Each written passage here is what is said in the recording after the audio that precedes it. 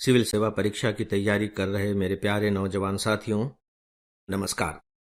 Friends, आज मैं आप सबसे अपराजिता कानून के बारे में बात करने जा रहा हूं।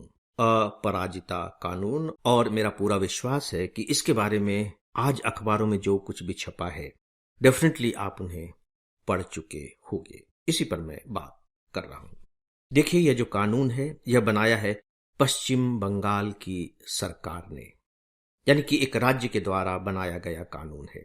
नो डाउट कि अगर आप पश्चिम बंगाल की किसी भी परीक्षा की तैयारी कर रहे हैं, कॉम्पिटिटिव एग्जामिनेशन की, तो ये बहुत इंपॉर्टेंट टॉपिक है। लेकिन जहां तक सिविल सर्विस एग्जामिनेशन का सवाल है, ये उतना इंपॉर्टेंट टॉपिक नहीं है। हाँ, रेफरेंस के रूप में इसका उल्लेख जरूर आपको करना चाहिए। तो फिर मैं इस पर बात क्यों कर रहा हूं? बिल्कुल, ये प्रश्न आपके दिमाग में उठना ही चाहिए।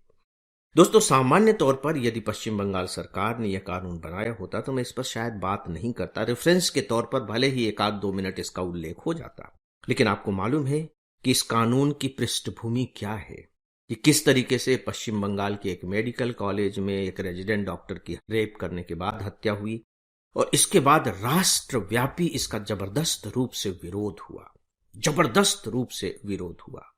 जब इतना विरोध होने लगा, और यह किसी भी डेमोक्रेसी की एक ताकत है, जब इसका इतना अधिक विरोध होने लगा, तो पश्चिम बंगाल सरकार को इस पर कानून बनाना पड़ा। अब आप समझ गए होंगे कि इस अपराजिता कानून का संबंध किससे है। इस कानून का नाम है अपराजिता महिला और बाल विधेयक।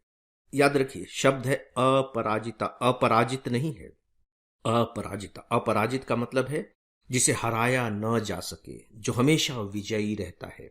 अपराजिता उसका फीमेल हो गया, ऐसी महिला जिसे पराजित न किया जा सके। नाम तो बहुत अच्छा है, लेकिन दुर्भाग्य ये है कि आज भी हमारे समाज में सबसे ज्यादा जो पराजित होने वाला वर्ग है, वो महिला और बाल वर्ग ही है। तो हो सकता है कि कानून का ये उद्देश्य हो कि उन्हें अपराजेय बनाया जा सके। ये भी एक इसका अर्थ निकल सकता है। तो दोस्तों, अब हम इसे थोड़े समीक्षात्मक दृष्टि से देखते हैं। इसके जो 2-3 सबसे महत्वपूर्ण प्रावधान हैं, आपके लिए उतना ही पर्याप्त है। एक केंद्र बिंदु के रूप में आप कह सकते हैं कि यह जो कानून है, यह बहुत ही कठोर कानून है, बहुत ही सख्त कानून है। मैं आलोचना की दृष्टि से नहीं कह रहा हूं, मैं सजा की दृष्टि से कह रहा हूं। मतलब जो दोषी पाया जाएगा, यानी कि जो पीड़िता है, जो दुष्कर्म से पीड़ित महिला है, उसकी मृत्यु हो जाती है, या उसे कोई गंभीर मस्तिष्क क्षति पहुंचती है, तो दोषी को सीधे सीधे मृत्यु दंड दिया जाएगा, और उसके साथ वाले जो दूसरे दोषी होंगे, उन्हें उम्र कैद की सजा दी जाएगी, और इस उम्र कैद के दौरान उन्हें किसी भी तरह की पैरोल नहीं मिलेगी। यानी इस बीच में आप देखते होंगे कुछ लोग जेलों में बंद हैं और बीच बीच में पैरोल में छूटते रहते, तो इन्हें पैरोल भी नहीं मिलेगी। इसीलिए कहा गया कि ये बहुत ही कठोर कानून है। 2-3 और भी महत्वपूर्ण प्रावधान किए गए हैं। एक महत्वपूर्ण प्रावधान यह है कि जैसे ही रिपोर्ट लिखी जाएगी, उसके 21 दिन के अंदर जांच पूरी की जाएगी, बात खत्म हो गई। यानी कि न्याय में भी देरी नहीं होगी। आप देखते हैं कि हमारे यहां जांच में कितना अधिक वक्त लगाया जाता है।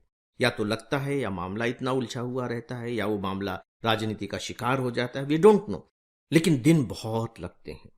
और साथ ही साथ यह भी व्यवस्था की गई है कि एक महिला पुलिस अधिकारी की अगुवाई में, उनके नेतृत्व में अपराजिता टास्क फोर्स बनाया जाएगा, जो जिला स्तर पर होगा और ये इस तरह के मामलों को देखेगा। तो ये मैंने सामान्य प्रावधान आपके सामने रखे हैं, राइट। अब आइए हम इसकी समीक्षा करते हैं। देखिए, यह बहुत ही कठोर कानून है, लेकिन सवाल ये उठता है कि क्या कठोर कानून इस तरह के मामलों को रोकने में सक्षम हो सके हैं? आपका उत्तर होगा बिल्कुल, ऐसा संभव नहीं हो सका है। निर्भया कांड के बारे में आपने जरूर पढ़ा होगा। आप देखिए कि जब यह निर्भया कांड हुआ था, तो पूरे देश में जबरदस्त रूप से इसकी प्रतिक्रिया में विरोध हुआ था, और फिर 2012 में न्यायमूर्ति JS वर्मा आयोग बना था, और उन्होंने जो रिपोर्ट दी थी, उसके आधार पर इस तरह के अपराधियों के लिए मृत्यु दंड का प्रावधान किया गया, यानी कि मृत्यु दंड का प्रावधान है, लेकिन क्या वह फलीभूत हो सका? क्या उसके भय ने ऐसे लोगों को इस तरह के दुष्कर्म करने के लिए हतोत्साहित किया? कुछ ही समय दिन पहले, लगभग 3 सप्ताह पहले ही एक घटना फर्रुखाबाद जिले में घटी थी। चैनल पर उसके बारे में काफी खबरें आई थी। उसमें यह था कि 2 लड़कियां बकायदे उनके शव पेड़ में लटके हुए मिले थे और यह माना गया था कि दुष्कर्म करने के बाद उन्हें लटका दिया गया। उसके 3 सप्ताह के बाद फिर से इस तरह की घटना हो जाती है। और ऐसा नहीं है कि घटनाएं निरंतर घट नहीं रही हैं। हमारे पास जो आंकड़े हैं वो इस बात को दिखा रहे हैं कि उनमें कोई बहुत उल्लेखनीय कमी नहीं आई है। और ये भी आंकड़े मिल रहे हैं कि पिछले 2 दशकों में, यानी कि 20 साल के दौरान, इस तरह के दुष्कर्म के अपराधियों में से कितनों को सजा मिल पाई है, उनकी संख्या दहाई में भी नहीं है। तो ऐसी स्थिति में सवाल पहला यही उठता है कि क्या कठोर कानून इन्हें रोकने में सक्षम हो सकेंगे? और यदि कठोर कानून रोकने में सक्षम नहीं हो पा रहे हैं, जैसा कि हमें प्रमाण मिलता है, तो फिर हमारे सामने उपाय क्या रह जाता है? इस बात को आप बहुत अच्छे तरीके से समझते हैं कि कुछ मामले ऐसे होते हैं जहां कानून बस थोड़े से अवरोध का काम करते हैं, स्पीड ब्रेकर का काम करते हैं। बस जैसे ही आप उस स्पीड ब्रेकर को पार करते हैं, आपकी गाड़ी फिर फुल रफ्तार से चलने लगती है। इसका मतलब है कि जब तक तंत्र में सुधार नहीं होगा, यानी कि इससे जुड़ी हुई जो व्यवस्थाएं हैं, जैसे पुलिस है, न्याय व्यवस्था है, जब तक इनमें सुधार नहीं होगा तो कानून फलीभूत नहीं हो सकते। उससे भी बड़ी बात है कि हमें सामाजिक चेतना में परिवर्तन करने की जरूरत है। आज भी इसी देश में बहुत से ऐसे नगर हैं जिन नगरों में रात में महिलाएं, लड़कियां बेखौफ घूम फिर सकती हैं और वो आती जाती हैं, उन्हें भय नहीं लगता। व्यक्तिगत रूप से आप भी जब इस तरह की बातें कर रहे होंगे तो आपको सुनने को बातें मिलती होंगी। लेकिन दूसरी ओर ऐसे भी नगर हैं, ऐसे भी कस्बे हैं जो छोटे हैं, जहां लोग व्यक्तिगत रूप से एक दूसरे को जानते हैं। वहां स्थितियां ऐसी नहीं है।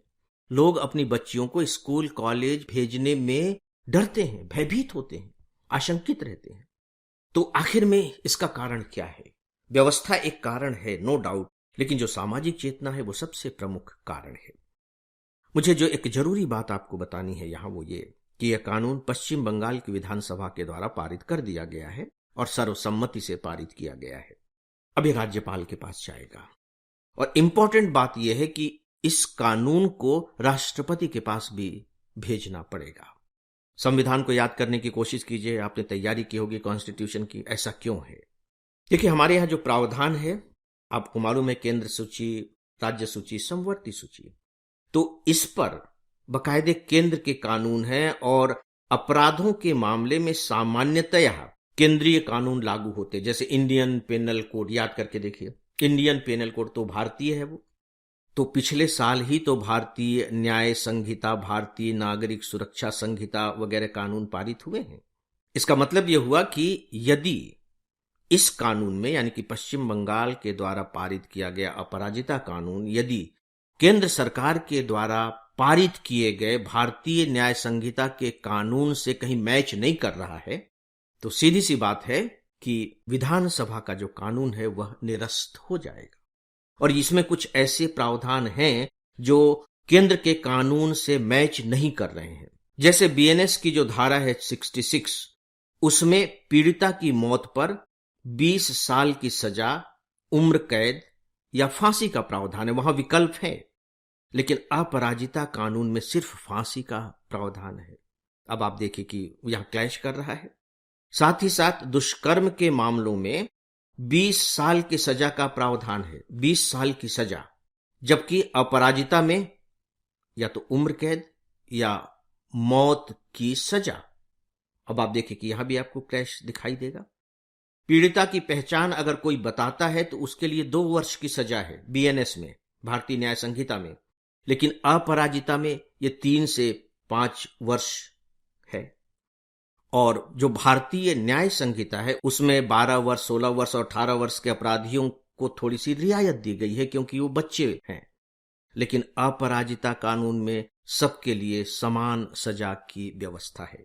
इसका मतलब है कि केंद्र के कानून और राज्य के कानून में फर्क है।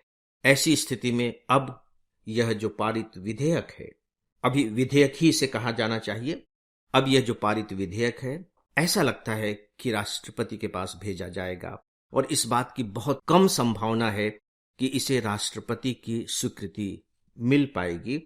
और इस बात के हमारे सामने प्रमाण भी हैं कि इससे पहले आंध्र प्रदेश और महाराष्ट्र ने भी कुछ इसी तरह के प्रावधान वाले विधेयक पारित किए थे, पर उन्हें राष्ट्रपति की स्वीकृति नहीं मिल पाई। तो यहां फिर एक प्रश्न खड़ा होता है कि जब सब कुछ ये मालूम था तो फिर इस विधेयक को पारित करने का अर्थ क्या था। अब मैं यह आपके ऊपर छोड़ता हूं कि आप अपने निष्कर्ष निकालें कि जब सब कुछ मालूम था, यानी कि यह मालूम होगा, डेफिनेटली मालूम होगा कि इस विधेयक को शायद ही राष्ट्रपति की स्वीकृति मिले, तो इसे फिर पारित करने का अर्थ ही क्या था। इस पर आप सब विचार करें। तो दोस्तों, इस विषय पर बस इतना ही और इसी के साथ ही आज के अपने इस डेली ऑडियो लेक्चर को यहीं समाप्त करता हूं। नमस्कार।